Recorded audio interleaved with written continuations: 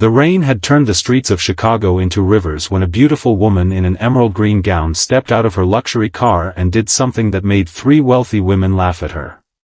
She walked straight toward a homeless man sitting barefoot on the freezing sidewalk, his clothes torn, his face covered with dirt, and his hands trembling from the cold. But what nobody knew was that the man she was about to take home was hiding a secret worth billions of dollars, and by morning, the entire city would be talking about him. If you believe kindness can change a person's life and that everyone deserves a second chance, take a moment to like this video, share it with someone who needs hope, and subscribe to the channel for more emotional stories like this one. It was nearly 11 at night in downtown Chicago, and 29-year-old Grace Whitmore had just left a charity gala at one of the city's most expensive hotels. She had spent the evening surrounded by people wearing diamonds, designer suits, and expensive watches, yet strangely, she had felt lonelier than ever. Grace owned a successful interior design company and had built a comfortable life for herself after losing both of her parents several years earlier. She was admired for her beauty, intelligence, and generosity, but beneath the polished image was a woman who had never forgotten what it felt like to need someone and find nobody there. As her driver prepared to open the door of her black luxury sedan, Grace noticed a man sitting beneath a closed storefront across the street. He was barefoot despite the freezing pavement, wearing a torn gray shirt and an old pair of pants that looked as though they had been worn for months. While everyone else hurried past him, he simply sat there with his head lowered, trying to protect himself from the rain. Grace watched him for several seconds. Something about him felt different. He didn't shout at pedestrians. He didn't beg aggressively. He wasn't angry. He simply looked exhausted. She crossed the street, ignoring the confused expression of her driver. 3 women from the gala, still wearing their elegant evening dresses, watched from near the hotel entrance and began whispering to one another. They laughed when they saw Grace kneel beside the homeless man. One of them even covered her mouth and joked that Grace had finally found herself a new charity project. Grace didn't respond. She took off her expensive shawl and placed it around the man's shoulders. His name, she soon learned, was Nathaniel Brooks. His voice was weak, and he explained that he hadn't eaten properly in several days. Grace asked him where he was staying, and he lowered his eyes. He had nowhere to go. Grace could have given him money and walked away. Instead, she did something far more personal. She told her driver to wait, helped Nathaniel into the car, and took him to her home in a quiet neighborhood outside downtown Chicago. Her driver looked uncomfortable, but Grace insisted. She couldn't understand how a city filled with enormous wealth could allow a human being to sleep barefoot in the rain. When they arrived at her house, Nathaniel hesitated at the front door. He looked at the polished floors, the warm lights, and the beautiful furniture, then looked down at his filthy clothes. Grace noticed the shame in his eyes and told him that he had nothing to be ashamed of. She gave him clean clothes belonging to her late father's old wardrobe, prepared a hot meal, and showed him a guest room. Nathaniel stared at the bed for several seconds as though he had forgotten what comfort felt like. That night, Grace heard strange sounds coming from the hallway. She found Nathaniel sitting on the floor beside the window, unable to sleep. He explained that he wasn't accustomed to being indoors anymore. For nearly 8 months, he had lived on the streets after disappearing from his former life. Grace didn't press him for details. She simply brought him a blanket and told him he could stay as long as he needed to get back on his feet. What she didn't know was that Nathaniel wasn't the helpless man everyone believed him to be. Hidden beneath his battered clothes was a small silver watch that he had kept carefully protected for years.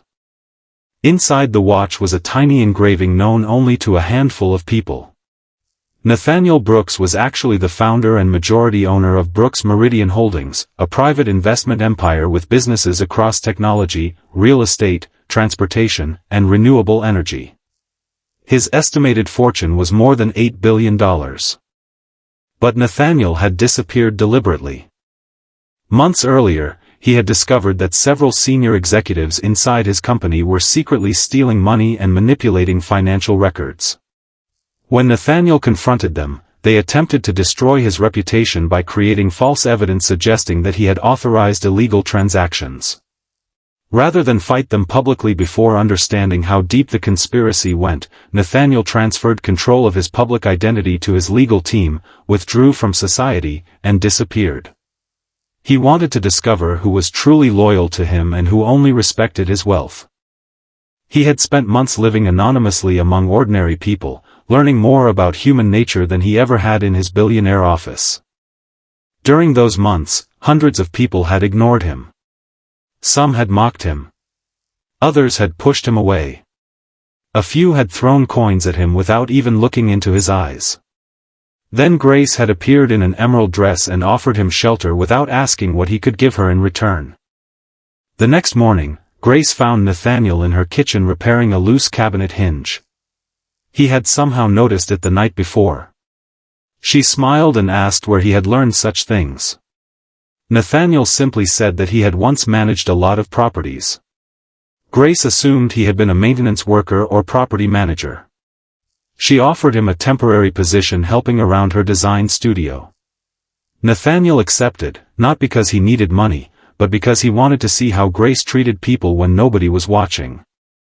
Over the next few weeks, Grace began noticing unusual things about him. Nathaniel understood business contracts better than some of her lawyers. He could recognize architectural flaws by looking at a building for a few minutes. He knew investment markets, construction costs, logistics, and corporate negotiations with astonishing precision. Yet he never bragged. He spent his evenings helping Grace organize her struggling design business, which had recently lost 2 major clients because of a competitor spreading false rumors about her company. One afternoon, Grace came home early and found Nathaniel sitting at her dining table surrounded by paperwork. He had discovered that someone had been quietly redirecting payments from her business account. The amount was not enormous compared with his own fortune, but for Grace, it was devastating. Nathaniel carefully traced the transactions and identified the person responsible, Grace's trusted financial consultant, Marcus Bell, who had been stealing small amounts for nearly a year. Grace was heartbroken. She had trusted Marcus like family. Nathaniel told her that betrayal often came from the people standing closest to us. Grace looked at him and asked how he could understand betrayal so well. For the first time, Nathaniel's expression changed. There was pain behind his eyes. He admitted that someone he trusted had tried to destroy everything he had built. Grace realized that the homeless man she had sheltered carried wounds far deeper than she had imagined. Then, one rainy Monday morning, 2 black SUVs stopped outside Grace's house. Several sharply dressed men stepped out. Grace immediately became nervous. Nathaniel looked through the window and quietly told her not to be afraid. The front door opened, and an older man named Thomas Reed entered with 2 attorneys. Thomas had been Nathaniel's personal attorney for more than 15 years.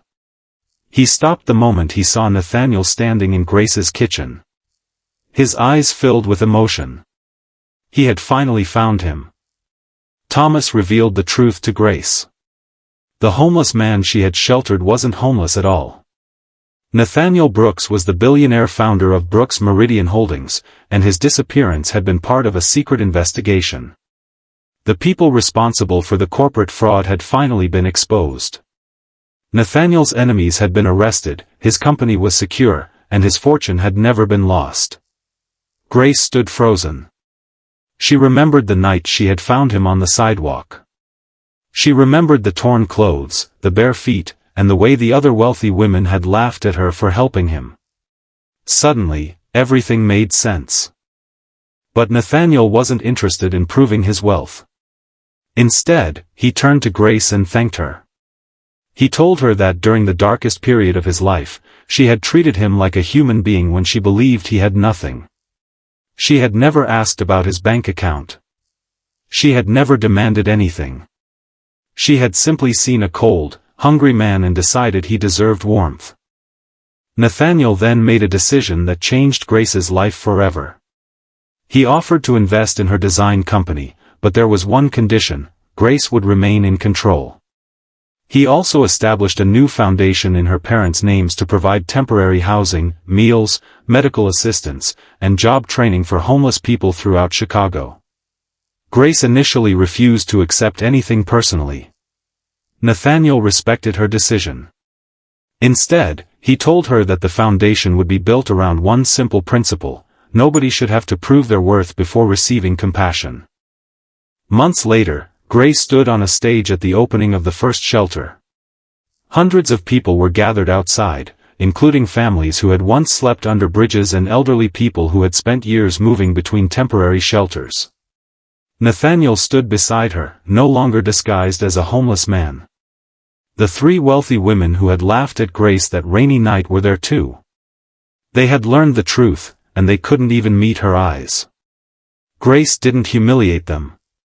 She simply looked toward the crowd and remembered the man sitting alone on the sidewalk. The greatest lesson of her life had not come from a billionaire, a business deal, or a luxury gala. It had come from a cold street corner where she had chosen kindness when nobody was watching. Years later, Nathaniel would often tell people that his billions had never changed his life as much as one woman's decision to open her front door. And Grace would always say that she hadn't rescued a billionaire. She had simply rescued a human being. If this story touched your heart, please like the video, share it with someone who believes kindness still matters, and subscribe to the channel.